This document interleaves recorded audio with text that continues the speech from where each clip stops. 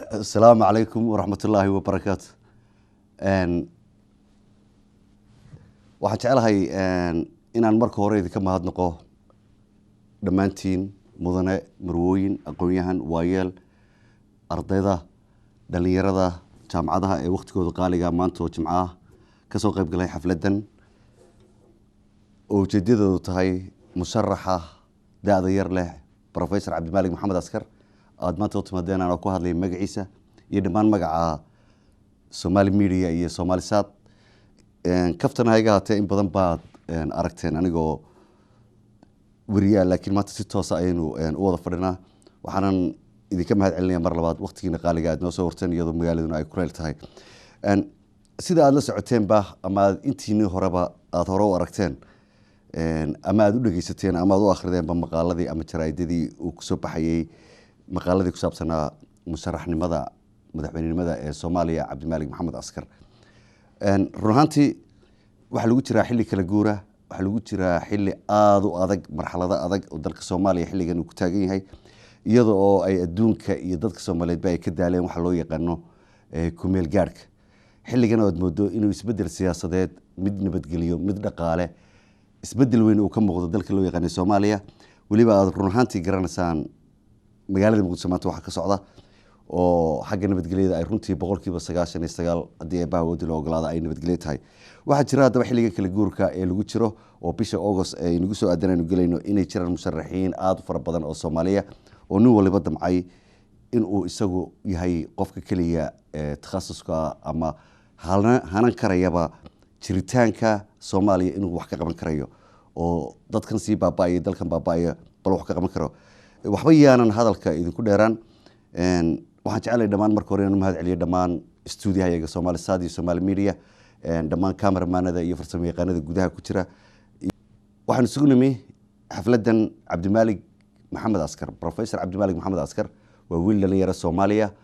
oo ku dhashay dalka Soomaaliya inkastoo bariyahan aan la sheegin da'da laakiin runtii u muuqda xilligan aan arkayno mas'uulka ama aqoon-yahanka ugu da'da yar leh dadka iyagu tartamaya jagada madaxweynenimada Soomaaliya hadii ay baahawadi loo ogolaado 20 bisha August ay nagu soo aadan hadii waqtigu inoo saamaxo Cabdimaalig waxa ku dhashay Soomaaliya waxa uu ku barbaaray isla magaalada Muqdisho oo ku dhashay ayaan ku barbaaray waxa waxbarashada dugsiga hoose dhexe u tagay iskuulkii loo yaqaanay 8 Maarso ama March 8 iskuulka 8 Maarso ayuu Cabdimaalig ku soo qaatay waxbarashada hoose dhexe dugsiga sare waxa uu Cabdimaalig tagay ama wax ku bartayba dugsigii la oran jiray 15 May ee ku yaalay magaalada Muqdisho ama magaalada Xamar qof walba sida uu yaqaano ka bacdi waxa dhacay dagaaladii Sokoye ee civil war-kii ee Soomaaliya ee dhibaatada ba'an iyo hoog iyo halaag badan la soo maray waxaanu ka mid noqday dadka nasiibka u yeeshay ee ka badbaaday in dagaaladaasi ama xabad Soomaali kale u soo riday ay ku dhacdo waxaanu tagay dalka Kenya isagoo xilligaasi qaxooti ku ahaa ka bacdina waxa uu soo dhaafay sanadkii 90-yadii horaantii 90-kii dalka Mareykanka isla xilligaasi uu Mareykanka wuxuu soo degay magaalada San Diego ee gobolka California kadib Cabdimaalig waxa uu soo guuray magaalada Minneapolis oo kamid ah gobolka Minnesota magaalooyinka ugu waaweyn runtiina magaalada uu ka yimid wahayd magaalo aad u kulul oo qoraxda Soomaalida oo kale leh balse wuxuu yimid Minneapolis oo magaalada ugu qabo dalka Mareykanka ku taala kamid ah oo aad u qabo barafkeeduna aad fara badan yahay isla xilligaasi Cabdimaalig waxa uu tagay iskuulka loo yaqaano Normandy College waa iskuul college oo ku yaala Minnesota waxaanu ku qaatay cilmiga waxbarashada guud ama qof walba sida uu yaqaano markii uu Normandy College dhameystayna Cabdimaalig waxa uu diyaariyay shahaadada loo yaqaano master degree-ga oo ah project management waa master degree oo ah project management iskuulka uu ka baxayna waxa uu ku yaal magaalada Minnesota ka bacdi Cabdimaalig waxa uu tagay jaamacadda sare si uu qaato shahaadada saddexaad ee loo yaqaano PhD-ga taasi oo ah leadership of education ama leadership-ka lagu barto qof walba sidoo doono u qaadan kara qayb badan oo siyaasadda soo gali kara horumarinta juqraafiga iyo cilmiga waxbarashada dhanba uu soo galiyaa isla xilligaasi Cabdimaalig hadaba intii hadii aan soo koobno taariikhdiisa waxbarashada waa macallin kamid ah macallimiinta xilliyada gaar ah jaamacada wax ka dhiga waana PhD waana professor waana hogaamiye bulsho hadii aanu noqdo dhinaca shaqooyinka Cabdimaalig waxa uu noqday maamule dugsi sare oo ku yaala gobolka Minnesota waxa uu kaloo noqday maamulo dugsi hoose dhexe oo isagoo uu asaasay waxna uu ka ahaa dadkii founders ka ahaa ama asaasayaashii iskuulkaasi oo loo yaqaano Best Academy. waxa kaloo Cabdimaalig wax ka dhigay ama uu madax ka noqday madaxa jaamacadda dhinaca ardayda ama diinka dhinaca ardayda jaamacadaha Minnesota ayuu wuxuu ahaa xidhiidhiyaha ardayda iyo jaamacadda shaqooyinkii uu qabtay ayay kamid ahayd. waxa uu kadibna noqday macallin dugsi sare oo ku yaala degmada St Paul oo ah goobta laga xukumo gobolka Minnesota. haddaba wax qabadkii Cabdimaalig intan waa shaqooyinkii uu soo qabtay iyo shaqooyin fara badan oo aanan hadda waqtigan aynaan jeclayn in halkan ku soo gudbino. Cabdimaalig waxyaabihii uu soo qabtay ama isaga shakhsiyan bal lagu xusuusan karay waxa kamida waxa uu dhisay telefishinkan hadda aan kala hadlaynay ee Somali Media oo uu ahaa asaasii ugu horeeyay muddo hadda laga joogo 16 sanadood ka hor iyo waliba isku xidhka telefishinka caalamiga ah ee laga daawado dunida dacaladeeda ee loo yaqaan Somalisat oo inta badan aan stuudiyahan ku isticmaalo oo anigu baan kamid ahay haatan shaqalaha Somalisat. sidoo kale Cabdimaalig waxa uu ahaa asaasihii isaga iyo aabihii ilaahay dambigiisa ha dhaafay Professor Maxamed Askar Galayd waxa ay dhiseen jaamacadda loo yaqaan Nugaal University oo ay haayeen buddigayaashii ama asaaskii jaamacaddaasi oo hadda ku taala gobolka Sool gaar ahaan magaalada Laascaanood ee magaalada madaxda u ah. jaamacaddaasi maanta waxaad arkaysaan ardayda departmentada ay leedahay iyo ardayda ka qalin jabisa ee aad dunida dacaladeeda ku aragtaan ama kuwa haatan dhigtaba waana wax lagu xusi karo Cabdimaalig Maxamed Askar iyo aabihii Maxamed Askar inay ahaayeen asaasayaashii buddigii ama aragtidii iyadoo ay macallimiin fara badan oo Mareykan halka ka qaadan oo geeyeen xilligaasi magaalada Laascaanood. sida oo kale Cabdimaalig waxa uu asaasay iskuul kale oo cusub oo ku yaala magaalada Minneapolis oo dhammaan gobolka Minnesota inta badan looga yimaado ardayda Soomaalida ay dhigato iyo ajnabiba. dugsigaasi loo yaqaan Best Academy. iskuulkaasina uu yahay iskuul aad u heer sareeya. sidoo kale Cabdimaalig waxa uu madax ka yahay hay'ad hay'adaha dadka caawiya ee Soomaaliyeed. hay'adaasi oo loo yaqaano New Somalia waa New Somalia. hay'adaasi oo ah hay'adda ugu talagashay inay gobolada dalka Soomaaliya inay inta badan wax ka qabtaan. hay'adaasi oo runtii ah inay biyaha caafimaadka iyo dhinaca beeraha ay wax ka qabtaan iyo waliba number 1 koodu inuu yahay goolkooda ugu horeeyay inuu dhinaca waxbarashada si ay ardaydu 20 sano soo gudubtay dib ay uga soo kabtaan. hadal badan ahaan lagama buuxso ma jeclina waqti badan qaato inkastoo dhamaantiin aan jeclahay inaan idinka raali geliyo barnaamijyada qaybaha dama wada qaadan doono. waxaan jeclahay aan ku soo dhaweeyo barnaamijkeenuna waa live si toos ah ay telefishinka naga daawanaya dhammaan dadka telefishinka naga daawanaya kuwa Facebooka iyo dhinaca YouTube-ka nagala socda waxaan leeyahay aad baad u mahadsantihiin. dadweynaha reer Minnesota ee xafladda yimina waxaan leeyahay aad baad u mahadsantihiin. haddii aan idin kala baxo wax qabadka Cabdimaalig Maxamed Askar muxuu qabanayaa muxuu ka hadlayaa isagoo ah musharax dhalinyarada aqoon-yahana waxaan leeyahay ila soo dhaweeya sacab qurux badan nagu soo dhaweeya musharaxa da'da yar leh Professor Cabdimaalig Maxamed Askar. soo dhaweeya Cabdimaalig. bismillaahi raxmaani raxiim. saaxiibkay Cabdiaar runtii aad iyo aad ayuu ugu mahadsan yahay sida sharafta leh ee uu halkan igu soo dhaweeyay galabta. waxaan u mahad celinayaa dhammaan dadweynaha Soomaaliyeed meel kasta oo ay joogaan oo ay runtii naga daawanayaan ama hadday noqon lahayd gobolka Minnesota dhexdiisa ama hadday noqon lahayd inay naga daawanayaan internetka ama idaacadaha ka baxa London. waxaan kaloo mahad celinayaa dadkii waqtigoodana soo siiyay ee sida sharafta leh maanta halkan studio-ga nagu soo booqday ama meeshan quruxda badan ee runtii laga shaqeeyay. waxaan u mahad celinayaa dadkii soo qabanqaabiyay xafladan oo runtii waqti badan geliyay inay ka mara dhaliyaan maanta oo ah maalintii runtii xafladan aan ugu dambeysay ee la soo bandhigo. saad ogtiin waxa dad badan isweydiinayeen Askar waxa uu soo bandhigay khudbadiisii hore inuu u taagan yahay musharax laakiin Askar wali ma soo bandhigin hadafkiisa siyaasadeed ama ujeedooyinkiisa. taas waxa runtii uu kalifay inaan waqti siiyo waxa weeye inaan ka baaraan dago baaritaan ku sameeyo daraasad ku sameeyo habka ugu fiican ee ugu habboon ee runtii waddanka Soomaaliya maanta lagu dhaqi karo kana saari karaya marxaladda uu hadda ku jiro. haddaba hadafkayga siyaasadeed haddii Allah wada ogolaado ee maanta halkan aan ku soo bandhigayo waxa uu ka koobnaan doonaa runtii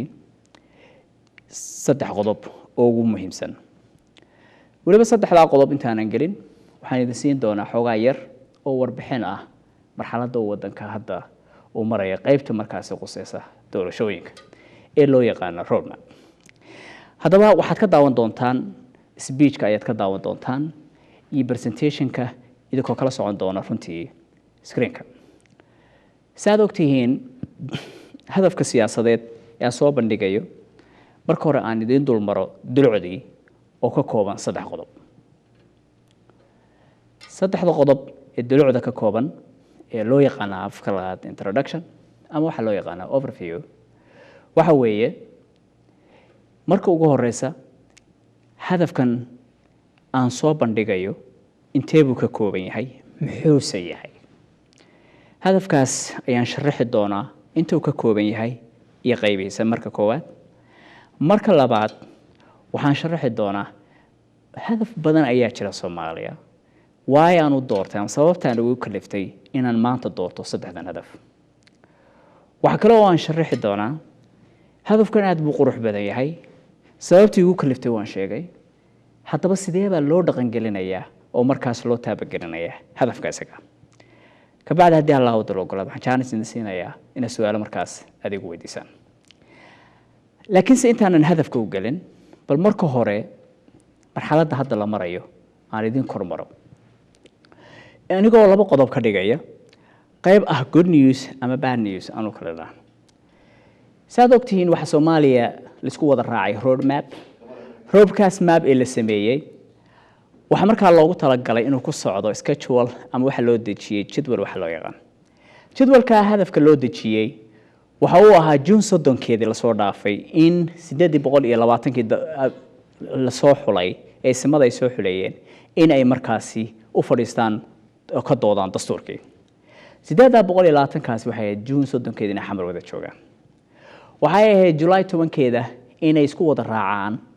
haddii isku wada raacaan inay baas gareeyaan ama ay approve gareeyaan dastuurkii. waxay ahayd July 24 inay markaasi soo xulaan baarlamaankii oo dhan oo la dhaariyo. August 4 waxa weeye in markaasi gudoomiye baarlamaanka iyo gudoomiye ku-xigeenka la sameeyo. then August 20keedana markaa doorashada la qabto. haddaba schedule-ka sida ahaa sababtaan oo bad news waxa weeye yani wali wuxuu ku jiraa behind ayuu ku jiraa oo ka dambeeya sidii loo qabtay inuu ku socdo. laakiin se dhinaca kale markaad ka eegto good news waxa weeye maadaama aan ahay dad muslina dad Soomaaliyeed dad wada dhashay waxaan leenahay rajadaas oo ah in dawladda la soo afjiro August 20keeda iyo waliba in markaasi la qabto election. taas waxaan ugu yeeray runtii good news inay noqoto. ta kalena waxay ahayd schedule-kii loogu talagalay oo bad news-keed. haddaba hadda aan u gudbo dhinaca kale ee markaasi aad wada sugayseen runtii in badan dad badan dadka markaan marayo ama aan diyaarad ama travel ku jiro ay yiraahdaan askaro hadafkaaga aaway hadafkayga bal hata aan soo bandhigo. hadafka siyaasadeed ee runtii aan jeclahay inaan Soomaaliya ku hogaamiyo haddii Allah wada loo ogolaado waxa uu ka kooban yahay 5 qaybood. 5 qaybood qaybta ugu horeysa waxa weeye patriotism afka qalad lagu yiraahdo waa wadaninimo weeye. qofka muwaadinka Soomaaliyeed hadduusan wadani ahayn ama aaminsanayn dhiiggiisa naftiisa maalkiisa uusan u horeynin wadanimada waxa ay tahay waxa weeye qofkaasi waxa laga yaabaa inuusan diyaar u ahayn inuu markaas wadanka u soo istaago xukumo. haddaba number 1 waxa aan ka bilaabay hadafkayga waxa weeye wadanimo runtii marka hore inay iga daadagta aniga ka bacdina ka daadajiyo ummadda Soomaaliyeed. talabaad kale waxa weeye poverty. Soomaaliya sad ogtihiin waxa nagu habsatay runtii gaajo dhaqaale la'aan taasoo noo keentay waxyaalo badan oo runtii kaliftay in waddanka noqdo nabadgelyo la'aan. saddexaad waxa weeye waa amnigii oo runtii faraha ka baxay maadaama dhaqaale uusan jirin dadku waxay ku kalifaysaa in markaasi waxa uu doono ku kaco ama wax boobo ama uu dhaco taasoo markaasi keentay amni darro. tanaafad waxa weeye environmentiga. saad ogtiin environmentigeeni ama deegaankeeni hadday noqoto bad waad ogtiin piracy iyo dad kalluunka kalluumaysanay isku haysta. hadday noqoto deegaankii xaalufin ayaa lagu sameeyay dhuxushii dhan baa la guray. iyo qodobka shanaad oo runtii ah dawlad kooban oo markaasi la maamuli karayo. 5 qodob ayaan ku soo koobay hadafka runtii siyaasadda adduunka Soomaaliya inaan ku hogaamiyo haddii Allah wada loo ogolaado. haddaba waxa laga yaabaa is weydiisaan askar muxuu 5 hadaf u doortay ama sababta ku kaliftay hadafkani waa maxay maxaa igu kalifay inaan soo xulo baaritaan ku sameeyo 5 qodob ee ugu muhiimsan ee maanta Soomaaliya badbaadin karta ama ka saari karta xilliga Soomaaliya lagu jiro. taas aan marka aan ka bilaabo tii ugu horreysay oo aan sheegay oo runtii ahayd wadannimada saad ogtihiin waxaan ugu dhacday oo runtii dad badan aan ka dareemay in ay markaasi ka baxday lahaanshaha waddankaba waxaa is leedahay mararka qaarkood dadka Soomaaliyeed waxaad moodaa inay ilaaween inay waddanka Soomaaliya ay leeyihiinba taasoo markaasi ay dhalisay waxna ku sheegaya inay dhalisay taas waxa weeye dadka Soomaaliyeed oo doonaya inay waddanka ka tagaan waxaa jirta dad badan oo iyagu isku dayayba haddii la waddanka ma la iibiyaa ama bad ma la iibiyaa inay saxeexayaan oo marka ay qaadanayaan inay u ogolaadaan dad kale oo waddan kale u dhashay inay waddankooda ka iibsadaan waxa kale oo markaasi jirta dad ganacsadayaasha Soomaaliyeed oo iyagana maal gelinaya waddamo kale oo markaasi iyagu aysan lahayn taasina ay tahay inay xogaa ka dhuntay damiirkii Soomaaliyeed ee ahaa inuu waddankiisa hooyo oo maalgashado waxa kale oo jira dad badan oo real estate ama dadka guryaha loo yaqaan maalgeliye guryo badan ka dhisteen wadamo badan oo ay runtii dibadaha ku yaala Soomaaliya ka baxsan taasina waxa ay keentay runtii wadannimada inay ku yaraato waxa kale oo wadannimada runtii ay keentay in markaasi dadka ay nagu kaliftay inaan calankii xataa Soomaaliyeed la bedelay oo qaarkood ay sameysteen calan madow oo aad arkaysaan hadda runtii sida waddanka ka daawanaysa shaashada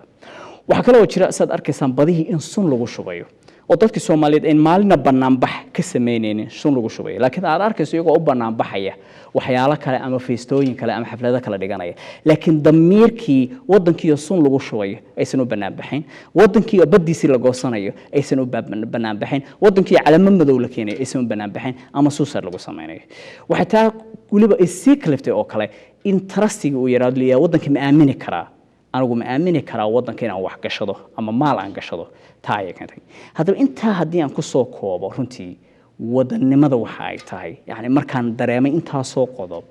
ayaan ka dhigay number 1 waddanka Soomaaliyeed inuu u baahan yahay wadannimo qodobka labaad haddii aan galo waa dhinaca gaajada weey fakhrigu waxa uu noo keenay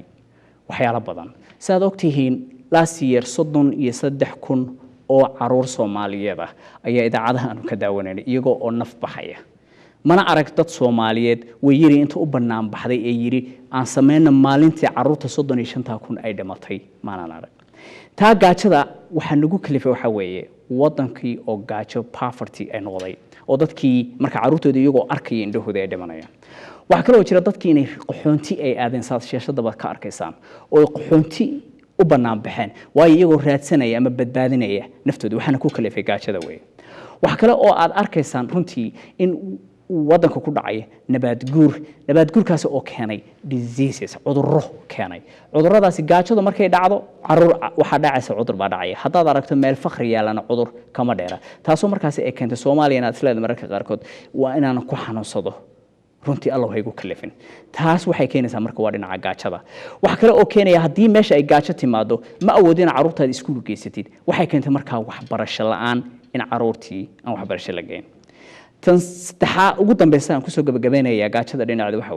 waxa ay keentay in caruurtaada inta lacag la soo siiyay aabaha iyo hooyada isku soo qarxay oo iyagoo markaasi ku wada bambaano meeshii ku soo shaqayn lahaayeen ee ku keenay waana taasna waxa keenaya gaajada waxa laga yaabaa lacag yar inta la siiyo in la yiraahdo or soo sameeyo waxa taana gaajada ayaa keenaysa marka gaajadu waxay noo keentay runtii wax badan taasana qodobka labaad aan soo xiro hadaba qodobka saddexaad haddii aan u gudbo waxa weeye dhinaca amniga Soomaaliya mar alaali markii la doono ayaa qofka Soomaaliga muwaadinka la dili karaa taas waxa weeye in aysan meeshaasi ka jirin wax nabadgelyo ah mar haddaad naftaadii aad u baqaysid in lagu dilo oo wax ka weyn aysan jirin waxa kale oo jira gabar Soomaaliyeed iyadoo xor ah intay baxdo soo adeegato soo noqoto xilligay doonto iyo xilliga ay rabto ma awoodi karayso waayo waxay ka baqaysaa in la faheeda loo xoogo ayay ka baqaysaa horaa loo sameeyay horay u dhacday taasna waxa weeye waxyaalaha inoo keentay amni darrada waxa kale oo amni darrada ay keentay inaad ka baqdo caruurta adeerka u ahayd ama abtiga u ahayd oo hadda aragto qof xijaaban ama qof yaro dambiil wado gurigaaga soo galaya inaad tiraahdo wuxuu ii keenaya bambaano guriga lagu qarxiyo oo taas ay markaasi noqoto wax loo yaqaan isqarxinta oo iyadana ay noo keentay amni darrada waxa kale oo amni darrada ay keentay jail dadka qaarkood Soomaaliyeed in lagu xiro oo ay jiraan xabsiyo aan dadku ogeyn meelaha qaarkood oo dad badan ay iska xiran yihiin taasina anytime kasta ama waqti kastaaba lagu qaban karo lagu xiri karayo ugu dambaysan ku soo gabagabeynayo sabaha igu kalifay inaan doorto qodobadan waxa weeye in dadka qaarkood laga tarxiilayo Soomaaliya gudaheedii oo haddii xataa ay yiraahdaan caruurtaada u shaqo tag oo gobol kale aad inta laga soo tarxiilay in la leeyahay ka bax meeshii ama markaas ay ka hajirayaan haddana marka qodobka intaas aan uga gudbo oo qodobka kale aan u gudbo oo ah isaga wax loo yaqaano environment ama deegaanka runtii waxaan u doortay waxa weeye dhibaatooyin badan ayaa deegaanka ka jira kadib markii aan cilmi baaris badan aan ku sameeyay dhibaatooyinkaasi waxaa ka mid ah wadanka Soomaaliyeed sawirka ku arkaysaan waxa laba sawir ayaa ku yaala saddex sawir ayaa ku yaala mid waxa weeye ka ugu sareeya xoolihii Soomaaliyeed oo baaba'aya waayo geedka ay cuni lahaayeen waa la jaray kii roobka u keeni lahaa oo geedka ahaana waa la gooyay taa markaa waxay keenaysaa lamana beerin xoolihiina ay soo baabaan waad arkaysaan arigii iyo dadkii kaliya ayaa isku soo haray waxa kale oo jira in dhuxushiina la gubayo oo niman ay ka shaqeynayaan dhuxushii oo geedii la guriyay taana waxa uu keentay bofortigii hore ee aan soo sheegay ee gaajada ahaa ayaa keenaysa oo kamid ah waxa kale oo jira sunta Soomaaliya lagu shubayo waxay u keenaysaa dhulka nabaad guraya u keenaysaa oo taas waxa weeye waxaad ka dareemi karaysaa cimilada Soomaaliyeed oo isbedelaysa ayaa iyaga laftigeeda dib aad ka dareemsaa waxa kale oo jiraya xayawaankii duurka ahaa ama dadku tarxiis noogu iman lahaayeen ama inaga laftigeena aan daawan lahayn ama xooluhu isku soo hiran lahaayeen in markaas nabaad guur uu ku dhacay ama mid la cunay uu noqday ama mid soo bahal kale si cunay noqday ama mid ka qaxay wadanka uu noqday oo taasi maanta ku kalifaysa dadka Soomaaliyeed dii Ilaahay wax siiyo inay noqonayso meel kale inuu dalxiis tagaan ama xayawaanka ay raadiyaan waxa kale oo ku jira markaas biyo la'aan Soomaaliyeed baxsan inay ka jirto guud ahaan iyadoo aan la qabno Horn of Africa dhulka la isku yiraahdo oo dhan uu yahay 6% biyaha ka jira haddana biyo la'aanta waxa inoogu wacan waxa weeye dhirtii iyo dhulka nabaad guuraya daraadiis ayaa noogu wacan runtii inay timaado taas marka oo dhan qodobadaas oo dhan waxay ku soo sal ururayaan environmentigu uu ka qayb qaadanaya buffertiga ayaan qodobkaas isaga ugu dambeysina oo ah faqriga iyo gaajadu environmentiga haddaan la dhaqaaleyn ma hursanayno in markaasi dhaqaale darro nagu dhacdo haddaba haddii aan qodobka kale u gudbo waxa weeye oo ugu dambeeya shantii qodob ee aan sheegay waxa weeye dawladda hadda jirta iyo ku hore buu soo jiray waxa mararka qaarkood dhacaysa in la sameeyo dawlad badan oo ballaaran laakiin waxa laga yaabaa inay sababo uga dhigaan dawladda ballaaran oo ay yiraahdaan sababta kalifaysa in dawlad ballaaran la sameeyo waa qodobo laakiin waxa ay keentaa dawladda ballaaran in 4.5 waxa lagu maqaan waxa lagu kalifay waxa weeye in la qanciyo qabiilada Soomaaliyeed si loo qanciyo qabiiladii Soomaaliyeed ayaa kuraas badan oo aan macno lahayn loo sameeyay haddaba kuraasaas macno badan waxa ay keenaysaa runtii dhibaatooyin badan oo ay ka mid yihiin runtii qodobadan soo socda waxa ka mid ah inay keento ninkii kursi baa la iska siiyay laakiin awood ma laha kursigii waxa ka mid ah in ay markaasi dhaliso waxa loo yaqaano inay dhaliso markaas qodobkaasi laftigiisa leeyahay dadkii ay u shaqeyn lahaayeen dadkan aawil ninkii meel baa la iskaga magacaabay maalin walba subaxii ma aadayo taa daraadeed waxa ay keenaysaa markaasi in marka dadkii loo shaqeyn lahaa ay shaqadii ka yaraato waxa ay keenaysaa markaasi in uu hal nin maroorsado kursigii oo dhan oo uu qaato in kuwana maalin walba haday doonaan ma imanayaan waxa dhici karaysa in xafiisyo ay fadhiistaan dadka tirada badan ee loo sameeyay xafiisyada inay meel ay fadhiistaan bay waayaan iyo waxay ku shaqeeyaan haday doonaan inay waayaan way tiradii bay ka badan yihiinba taa laftigeeda waxa marka ay keenaysaa oo dawlad ballaaran marka la sameeyo adigoo tabar yar oo qodobadan soo sheegay kamid ah inaad haddana markaasi aad maamuli kari weyso ta ugu dambeysa ee aan ku soo gabagabeynaya qodobkani waxa weeye haddii dawladdan weyn ee markaasi qofku isbalaariyay ee uu sameeyay ee haddana ka bixi waay in marka ay noqonayso in dad aan tayo lahayn ama maadaama lagu soo xulay qabiil dad aan tayo lahayn in markaas ay noqonayso in loo dhiibo positionkii waayo waxa lagu qancinaya qabiilada ayaa lagu qancinaya dad markaasi aan Soomaaliya ama waxba tareen ama runtii aan hogaamin in markaasi lagu hogaamiyo waxa kale oo keenaysa markaasi oo ku arkaysaan sida xamarba hadda aad ku arkaysaan in dad kale ay noo soo shaqo tagayaan oo banaanka ay ka imanayaan waayo because dadkan ayaa la qanciyay qabiilada kursi beena ayaa la iska siiyay ninkii laakiin se booskiisii nin kale oo dibadda ka yimid ayaa ka shaqeeya waana ku arkaysaa Soomaaliya haddaad runtii booqato xafiisyo badan oo dad ajnabi ah ay runtii ka shaqeynayaan haddaan intaa qodobkaas uga gudbo shanta qodob ee daraasadda aan ku soo sameeyay ee hadafka siyaasadeed aan uga dhigay saldhig shantan qodob ee marka hadafkayga saad arkaysaan ee aan hore u soo sheegay ee uu ka bilaabanayo wadannimada amniga faqriga in laga saaro dadka haddaba hadeertole waxaan u galaynaa marka qodobadan oo markaas haddii Allah wada loo ogolaado aan wadanka Soomaaliya qodobadii aan ku hogaamin lahaa ayaan hadda bilaabayna taasoo markaasi ay noqon doonto haddii Allah wada loo ogolaado mid ka saari doonta Soomaaliya dhibka ka jira hadda waxaynu u gudogalaynaa shantan qodob ee hadafka haddii Allah wada ogolaado wadanka Soomaaliya ama aan helo runtii chance in aan noqdo madaxweyne waxaan runtii aan jeclahay shantan qodob in iyagoo hufan aan idin soo bandhigo sidii waddanka Soomaaliyeed aan ugu hogaamin lahaa qodobka ugu horeeya haddaan ka bilaabo wadannimada oo ahayd mid aan doortay wadannimada wanaagsan waxa weeye qofka isagoo aamina waddankiisa number 1 waxa weeye horta marka ugu horeysa inaad aaminto inaad waddan leedahay u dhalatay una dhiman doontid haddii Allah wada loo ogolaado haddaadan aaminsaneyn wadannimada waxa runtii ay kalifaysaa markaasi inaad noqotid dad mowqif aan lahayn markaasi ama dibadaha wareega ama runtii ku dhamaada wadamo kale si uu dhaqaalaha ama ay gelin lahaayeen qarashkooda haddaba qodobka ugu horeeya waxa weeye marka hore inuu qofku aamino talabaad waxa weeye inuu marka hore yeesho qofkani dhulkan ma leeyahay anigu waddankan maana iskale mise qof kale iskale haddii ka daadegto inaad waddan leedahay minis wadannimadu waxay ka muuqanaysaa dhab waxa ku galaysa kalsooni isku kalsoonayso waata ugu dambeysay aan ka hadli doono tasaddexaad waxa weeye inaad maal geliso waddanka haddii Ilaahay dhaqaale ku siiyo ama dadka ganacsadayaasha ah way hore waxaan uga soo sheekeynay dadku inay wadannimadii ilaaween oo markaas ay wadamo kale maal gelinayeen laakiin haddii Allah uu ogolaado ku guuleysto wax runtii aan dadka Soomaaliyeed ku baraarujinayna waddankooda maal gashada ta kale waxa weeye dad badan ayaa waxay dhisteen qurbaha ama waddanka dibadiisaba haddii intaasi ay waddanka gudihiisa dhisi lahaayeen waxa weeye waxaynu yeelan lahayn amniga iyo gaajada iyo faqriyada faqriga aan ka soo sheekeynay in markaasi waddanka aynu ilaashano gurigii way hantiba haddaadan ku lahayn waddankii waxa laga yaabaa inaad tiraahdo waxba ku maleeyahay laakiin haddaad ku dhisto guri waddanka Soomaaliyeed ama aad maal geliso waad ka damqanaysaa marka waxaan jeclahay in dadka Soomaaliyeed aan ku baraarujiyo anoo iska bilaabay aniga sida hore ugu arkaysaan ama sawirkayga aad ka arkaysaan wadanimadana aniga aan iska bilaabay markii hore oo aad arkaysaan baano waddan qurbaha joogana baawarkii ku buufsaday calanka Soomaaliyeed saad arkaysaan gabadha Soomaaliyeed iyadoo qurbaha joogta iyadana wajigeedii ay ku muujisay shucuurta wadannimada ay leedahay quwadda ay leedahay awoodda ay leedahay macaanka ay leedahay taas ayaa waxay markaasi ku kaliftay hadal kale iyadoon ka dhahaynin inay wajigeeda ku tusto sida anigu baan ugu tusay baawarka aan ku wato magaalada dhexdiisa in calanka Soomaaliyeed aan ku buufiyay haddaba haddaan inta uga gudbo wadannimada oo ahaa qodobka ugu horeeyay ee aan ka bilaabay hadafkayga siyaasadeed aan ku xajiyo qodobka labaad runtii ahaa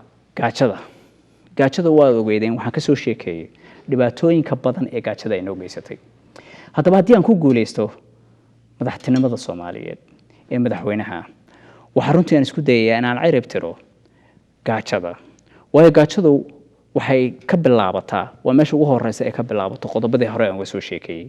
haddaba su'aashu waxa weeye askar hadafkani sidee buu gaajada u baabiinaya haddaan qodobka ugu horeeya aan ka bilaabo waxa weeye waa maalgashi weeye gaajo waxa tirtira marka la maalgeliyo way Soomaali hore waxay ugu maamaaday lacag ayaa lacag keenta taas ayaa marka waxay keenaysaa in runtii waddanka la maalgeliyo haddaan wacyi gelin xoog leh aanu sameeyno oo dadka Soomaaliyeed laga dhaadhiciyo wadannimada waxay tahay sidaan qodobkayga koowaad ku bilaabay talabaad waxay imaanaysaa qofka inuu maal gashado waddankiisa maalgashigaasi wuxuu keenayaa inuu tirtiro gaajada hore aan soo sheekeeyay waxa kale oo ku xigay inaynu sameeyno wax loo yaqaan Freeport oo caalamka oo dhan aanu dhahno waxaanu idin haynaa dekado iyo aeroboordo aad isticmaali kartaan free taasoo abuuraysa ama kalsooni siinaysa baayaca mushtarka Soomaaliyeed iyo kan dibaddana inuu markaas ku soo hirdo waddanka Soomaaliyeed taasna ay noqonayso xarunta ganacsiga ee Soomaaliya haddaan tusaale yar ku hakado Dubai saad ogtihiin waxa ay ka baac mushtaraan dakhligooda labaad ee soo gala Dubai waxa weeye waa Freeport wax loo yaqaan waa xor in dadku ay wax la soo degaan waxna dhoofsadaan taa waxay keenaysaa furid badan oo runtii gaajada looga badbaado qodobka saddexaad saad ogtihiin waxa weeye in la sameeyo warshado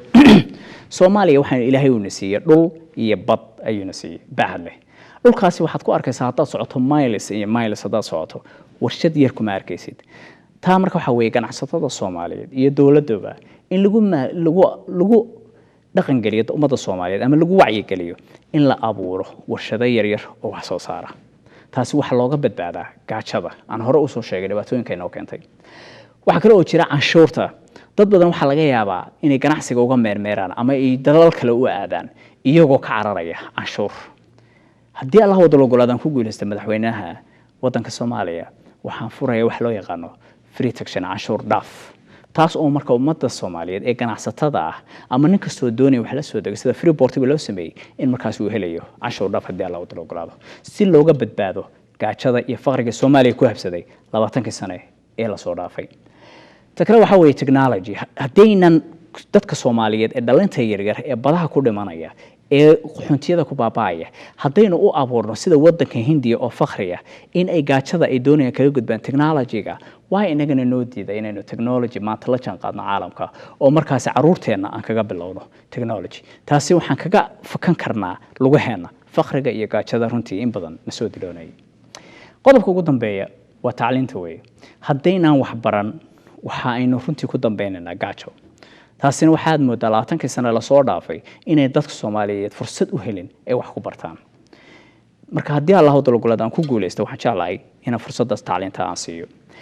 haddii aan u gudubko qodobka runtii saddexaad isagana muhiimadda weyn leh waxa weeye waa amniga weey waxaan ka soo sheekayay amni la'aanta waxyaalaha nagu kalifay ayaan ka soo sheekayay dhibka uu leeyahay ayaan ka soo sheekayay sababta aan u doortay ayaan ka sheekayay qodobkan oo aan ugu dhigay qodobka saddexaad amniga Soomaaliya haddiiba sideeba amni loo sameeyo wadanka Soomaaliyeed askar waxa uu joogaa qurbe wadanka ay ku soo noqday madaxweyne ayaa loo doortay sideebu amni u sameeyaa runtii daraasad markaan sameeyay amniga waxa loo sameyn karaa qodob badan soo socda qodobka koowaad waxa weeye ummadda Soomaaliyeed haddaan la wacyi gelin oo markaa aan loo sheegin yaa u baahan horta amni maana amni u baahan mise ninka wadan kale ka yimid ee askariga ayaa amni u baahan maana liiga wardiinaya ninka walaalkay iyo ninka adeerkay marka ugu horeysa waa in la fahmaa ujeedada amnigu waa maxay taas qodobka koowaad ayaan ka dhigay oo ah in la qeexo amniga talabaad waxa weeye oo loo fududeeyo ummadda Soomaaliyeed amniga inay u baahan yahay qof walba ka dariska kan shaqaalaha kan dawladda ah laakiin aanu dawlad baan u shaqeeyaa wali wardiya ka kalena lama wardiyaysan dhacin ee qof kasta oo Soomaaliyeed oo amniga u baahan yahay talabaad waxa weeye dadka la qorayo askar la qorayo sawirkaba ku arkaysaan ama booliis ha noqdaan ama military ha noqdaan waa inay marka kuwaad qualify shaqada u yihiin waa inay shaqadani ma ka bixi karaan mise kama bixi karaan waa in loo eega saad ogtihiin askarta Soomaaliyeed intooda badan waxay u badan yihiin beelo ay u badan yihiin waa la iska beel baa lagu soo qoraa 4.5 bay ku yimaadaan saasay ku shaqeeyaan haddii Allah u dalo ogolaadaan ku guuleysto xilka waxaan runtii number 1 ka dhigay waxa weeye in marka ugu horeysa qofkani askariga ma u qalmaamise uma qalmin askari yahay shuruuda marka uu buuxiyo ka saddexaad waxa weeye in la siiyo markaasi training la tababaro isagoo u diyaarsan shaqada inuu qaban karo oo markaa uu qabto way askari aan u diyaarsanayn shaqadii in loo dhiibo oo qori loo dhaxordo magaalada waxyaalaha keenaya dhibka badan ee runtii nagu dhacay bay kamid tahay 20 sano la soo dhaafay taas inagoo ka gudbeena waa in la siiyo qofka xirfad fiican oo markaas uu ku shaqeyn karayo tan kale waxa weeye meesha uu ku shaqeynayo iyo waxa uu ku shaqeynayo iyo tooliska uu ku shaqeynayo hadduusan askariin waxa Soomaaliya ku arkaysaa marar badan markaan tago aan runtii aad uga xumaada askari Soomaaliyeed oo haddana dacasita kor wuxuu ka gashan yahay surwaalka tuutaha iyo shaatiga laakiin si dacaas u sita taasi waxa markaas ay keenaysaa inuusan askarigaas u dhamayn baahidii loogu talagalay askarinimo inuusan haysan qalab loogu talagalay askariga uu ku shaqeeyo taa la daboolo baahideeda askariga waa inuu haystaa complete uu yahay wixii sadan ay u dhan yihiin uu ku shaqeyn lahaa ee shaqadiisa uu ku gudan lahaa waajibaadkiisa ta ugu dambaysa waxa weeye amniga dhinaciisa haddaan uga baxay waxa weeye askarigu waa inuu og yahay waxa uu ka helay faa'iido ah askariga marka uu qoranayo anuu haddaan askari qoranayo maxaan faa'iido ka helayaa haddaan dhinto caruurteedii maxaan uga tagayaa maxaa mushaharka iga soo galaya ma ku filan yahay caruurteedii inaan biisho haddaan noqdo hero ama aan wax fiican u keeno dawladda ma ligu tixgelinaya darajo ma ku helayaa ma ku soconaya hadba aniga aan keeno waajibaadkayga adan guto taas waxa markaas tahay qodobka ugu dambeeya ee runtii askariga marka hore loo sheegayo in qodobadaas oo dhan ay diyaar u yihiin inta aanan la qorin askariga haddii Allah wada lagolaada qodobkaas haddana madaxweynaha ku guuleysto waxaan filayaa askarta Soomaaliyeed booliiska Soomaaliyeed cid kasto amniga ka shaqeynaysa in runtii ay heli doonaan meel ay ku shaqeeyaan waxay ku shaqeeyaan mushahar fiican inay heli doonaan training fiican iyo marka ugu horeysa inay ku imaan doonaan qualified aysan ku imaaneen waxa loo yaqaan 4.5 haddaan qodobka amniga intaa uga gudbo oo aan u gudbo waxa loo yaqaano environmentiga deegaanka saad ogtiin hore waxaan uga soo sheekeeyay dhibaatooyinka Soomaaliya 20 sano ka jiray inuu qayb ka ahaa deegaanka taasi oo runtii aan ka soo sheekeeyay oo runtii wada dhageysanayseen haday noqoto in sun lagu shubo haday noqoto in dhuxul laga shubo haddaba haddaan ku guuleysto musharaxnimada maxaan ka qaban karaa deegaanka oo maanta ka saari karaya Soomaaliya barxaladda uu ku jiro bal aan qodobadan isla eegno marka ugu horeysa waxa weeye ma fahansanahay faa'iidada uu leeyahay deegaankan mise subax walba waanu soo toosnaa wixii aan aragnana waan aragnay wixii aan arkayna maanan arag halka shalay geed baa ku yaalay de maantana kuma yaalo haddaynu fahansanahay faa'iidada uu leeyahay ama dad Soomaaliyeed la taabsiyo dhadhanka iyo macaanka uu leeyahay deegaanka noloshiisa la dareensiyo waxa balana ama runtii ay dad badan ku soo hiranayaan inay ilaaliyaan deegaanka taas waxa weeye waxay ka bilaabataa garashada tan ku guuleysto jagada number 1 waxa weeye war marka hore bal in la fahmo waa maxay deegaan iyo deegaanka faa'iidada uu leeyahay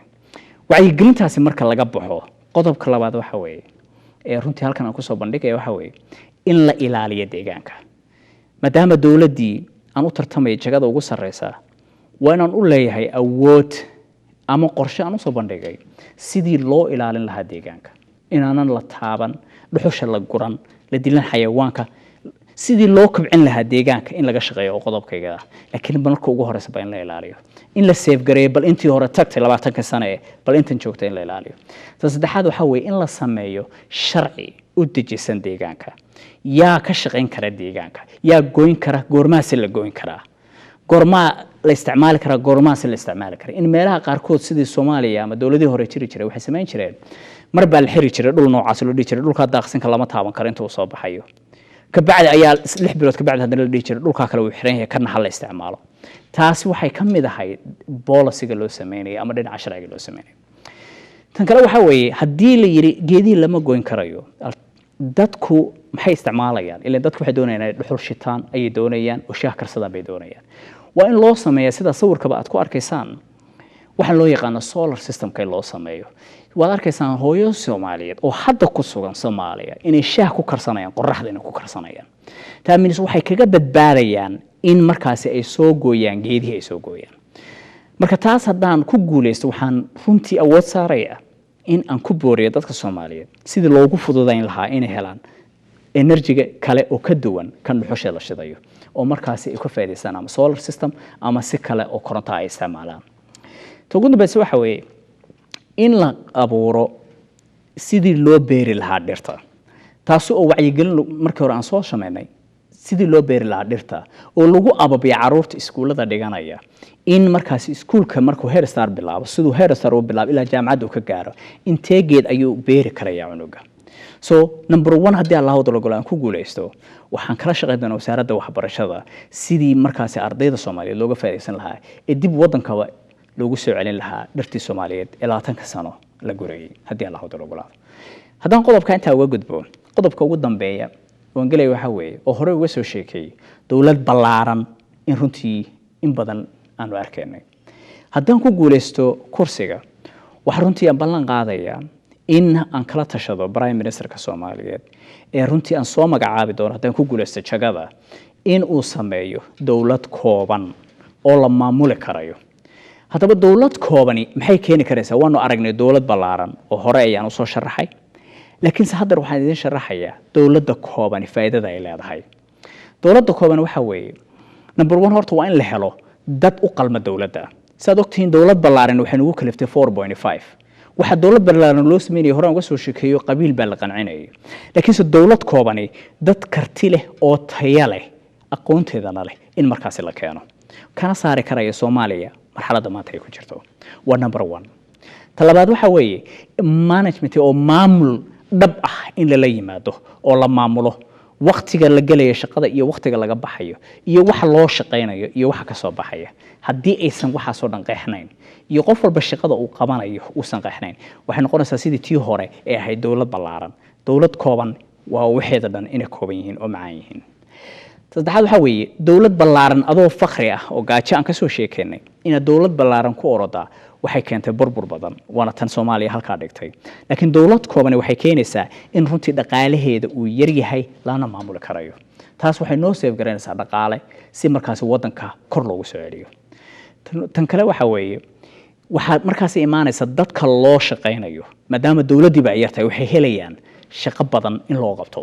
laakiin dad badan miinas waxa weeye warqado badan ayaa process maraya hadii 20 qofood warqadaadu ay marayso iyo hal qofood intaad subaxii u soo gasho aad waxaaga ku dhamaynayo miinas waxa weeye shaqada way fududaanaysaa wayna soconaysaa taa marka waxay keenaysaa dawladda yar runtii inay fiican tahay waxa kale oo qodobkayga ugu dambeeyaan ku soo gabagabeynaya kan waxa weeye intaana sawirka sharaxeen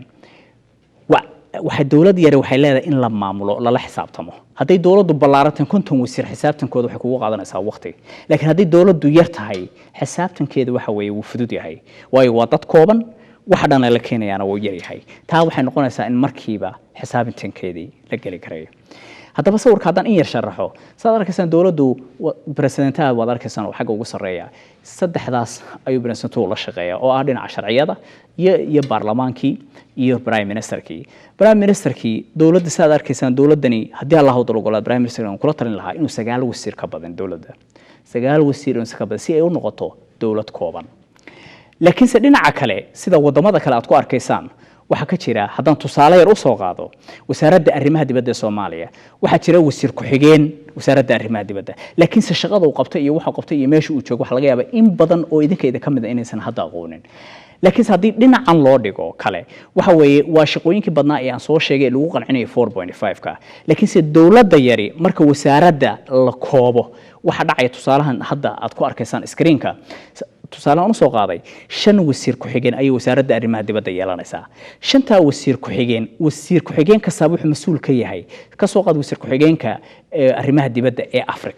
Afrika oo dhan ayuu mas'uul ka yahay ninka wasiir ku xigeenka ay wuxuu haystaa jago waxa uu haystaa shaqo intaasoo safaaradood oo Soomaaliya ay ku leedahay iyo arrimo kaga xiran Afrika oo dhan ayaa soo maraya ka bacdina wasiirkii ayuu markaas reportkiisa u soo gudbinaya that means waxay abuuraysaa shaqooyin badanna way abuuraysaa accountability in la xisaabtamana way abuuraysaa reportkiina waa u yaraanaya in istii la sameyn lahaa wasiir ku xigeen la iska magacaabay laakiin aan shaqo qabanaynin laakiin si haddii Allah u dalgolaadaan ku guuleysto waxaan sameeynaa dawlad yar oo kooban oo wasiirada iyo wasiir ku xigeenadeeda iyo prime minister ko macna leeyihiin qof walbaana shaqadiisa uu qabanayo dadka ay u shaqeynayaan ay garanayaan oo ah Soomaaliya dadka Soomaaliyeed ee aan ka soo sheekeeyay